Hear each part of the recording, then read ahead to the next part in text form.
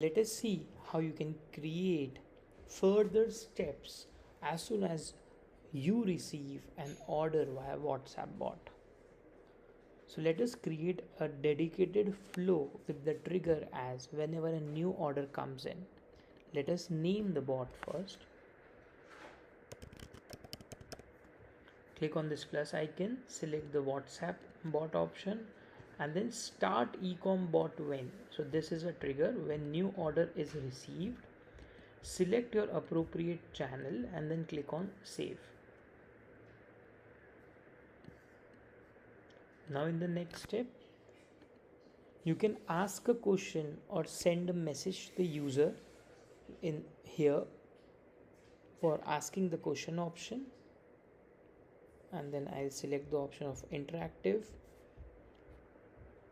When your bot flow turns to be an ecom bot, a new option comes here in the variable mapping section.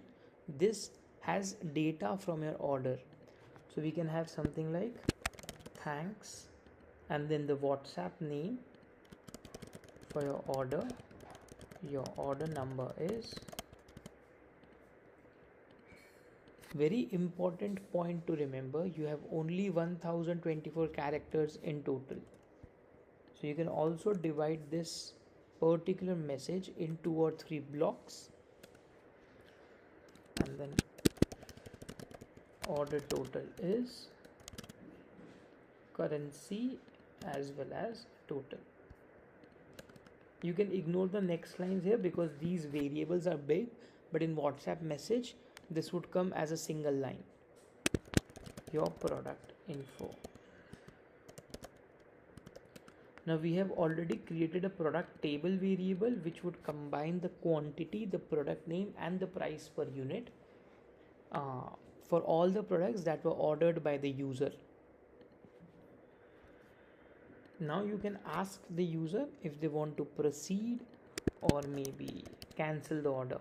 In general, you should not ask to cancel to avoid your customers churn, but I'm just showing you how the entire flow could look like. So here kindly click below button to continue, then save. Now if someone is clicking on cancel, we'll click on this plus icon, we'll use the option of native e-commerce actions, update the order. You'll get the order ID from this e-commerce mapping, order ID, and then you'll have a field as order status, as you can update it as cancelled, and then possibly send a reply to the user, your order has been cancelled. And then you can have your upselling flow, or retargeting flow. Maybe you send them the product message again or multi-product message again, all these things from here. It completely depends on you. Now if the user selects proceed, the next step you would want to do is ask the address from the user. So for Indian and Singapore businesses only, presently, might go global in future, there is an entire address block message option from Meta. So to use that block, simply click on ask a question, and here we have address message. This only works for businesses in India and Singapore.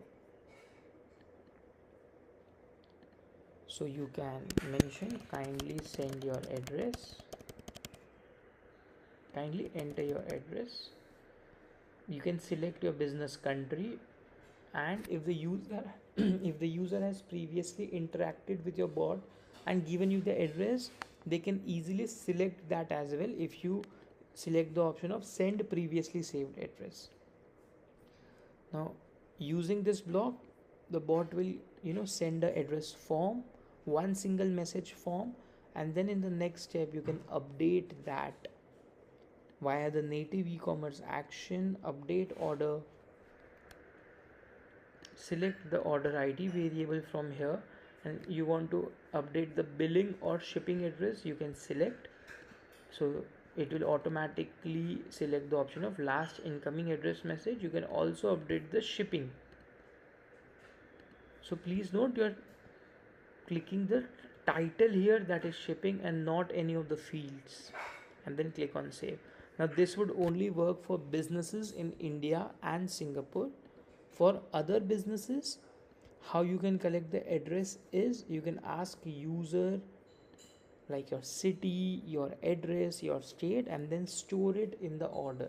How you can do it? For example, kindly let us know your zip. Please note, I have not created any CRM fields, custom fields here, because we have the variable of last text input and we'll use that to update the order. So update the order, and then here we are using the order ID, and then as you're asking the zip, so which is also known as postcode, you can enter as last text input. So whatever user will reply here will get updated to the order billing section as postcode. You can also update the same in the shipping section or ask user separately. So for example, the shipping postcode, sorry, last text input, I think I missed somewhere, but you can update the same in the same way. Now after this, you can ask user maybe your city. So you need to follow this step for all the address fields that you want and you want to update. We have no mandatory requirement from our end, but whatever you require from the user, you'll have to update it at your end. We have given all the fields that you can map. It can be name, it can be company, it can be address line 1 2, it can be city, state, postcode, country, email, phone. So whichever fields are important for you, you can select those, and then you can ask the details from the user and keep updating. Now once you have received the address from the user, the next step that you would like to do is possibly ask them the delivery type. So ask a question block. So you might be giving two options, that is either door delivery or store pickup. So kindly let us know your delivery time. So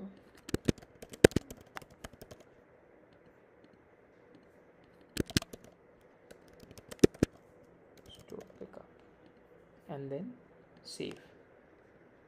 Now whatever the user will reply here, we have an option of last button input. So whatever user clicks here can be updated in the order as well. So we are still not saving it to any custom field because it is not required. So update order, and then order ID and order shipping method.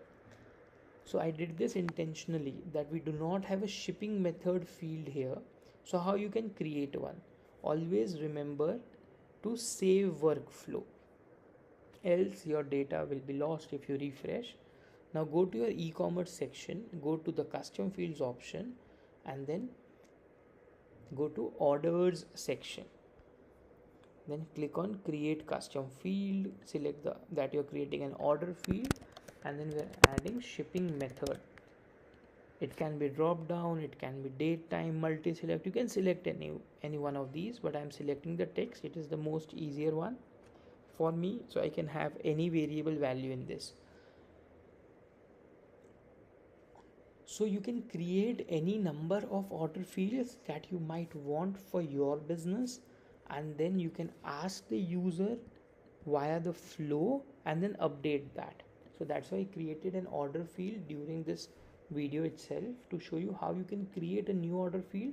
So I have created the shipping method order field, and now here where we are asking user the shipping method, we'll simply update it.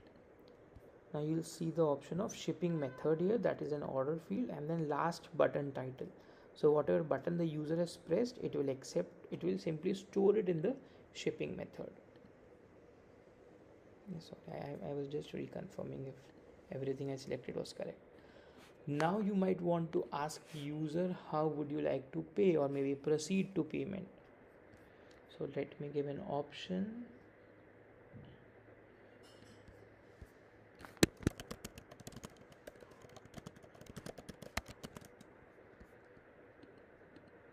So let us have two options, cash on delivery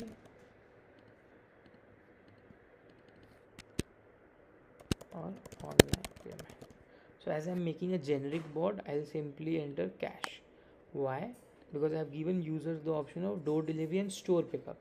If you want variables here, you need to create separate flows or separate flows for door delivery and store pickup. I have just made a general bot, so user can pay by cash or online. If the user selects the payment method as cash, you can easily update the order from here using the order ID and then updating the payment method as cash, and then possibly send user a thank you message. Thanks, your order is confirmed. Order number, amount payable in cash, currency, and total. Now if the user is selecting online payment, we'll have separate video tutorials on how to integrate various payment gateways. We will be making tutorials for Razorpay, Stripe, PayPal, and if you have any regional payment gateway, and possibly Paytm, PayU, InstaMojo as well, but if you have any regional payment gateway that you want us to integrate, we'll integrate it and make separate video tutorials for the online payments. So how the flow would generally work: as soon as user clicks on the online payment, in the next step we generate a payment link, send it to the user, and then in the next step, as soon as the user possibly pays for it, we trigger a separate automation flow that sends a thank you message with the order details to the user. I'll simply show you quickly for now. On I mean by in For an integrated payment gateway, I think this is the one. No, sorry.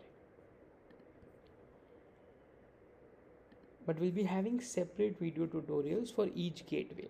So if someone basically selects online payment here, we are mentioning that kindly wait, we are generating a payment link. At times it takes 2 or 3 seconds. Now we are multiplying the value by 100 because some payment gateways take values multiplied by 100. So if it is $1, they would want 100, and it might be $1.01, they'll require 101 as the value. Then we have saved the data in the custom field, we have created a payment link, and then we have sent this link to the user to pay.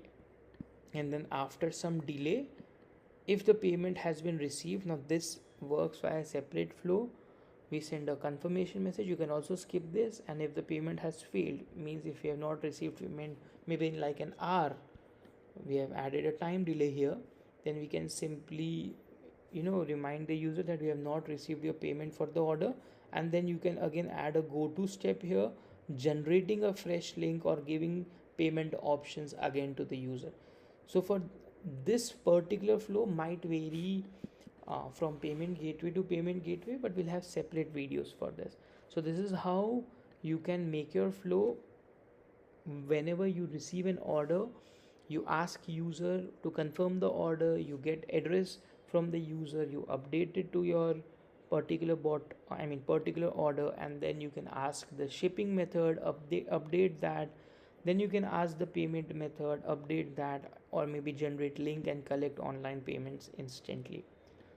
So whenever an order is received, there's an altogether separate trigger which initiates whenever a user places an order. Thank you.